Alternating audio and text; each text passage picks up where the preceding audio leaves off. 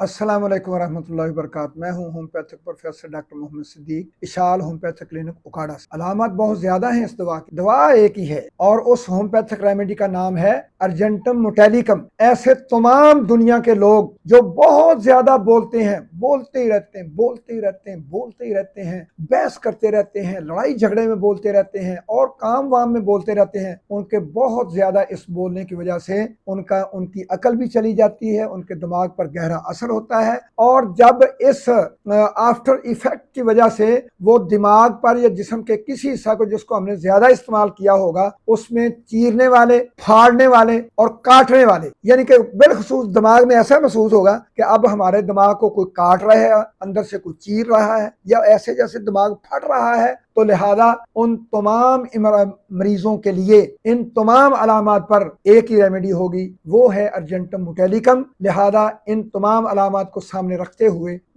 उसको हाइपोटेंसी में इस्तेमाल कराएंगे क्योंकि ये नर्वस सिस्टम का मसला है। डॉक्टर हानिमन आजम रहमतुल्लाह अलैह का कॉल है कि नर्वस सिस्टम के मसाइल में, दिमागी अमराज में हाइपोटेंसी इस्तेमाल करो, इंशाल्लाह जरूर फायदा होगा।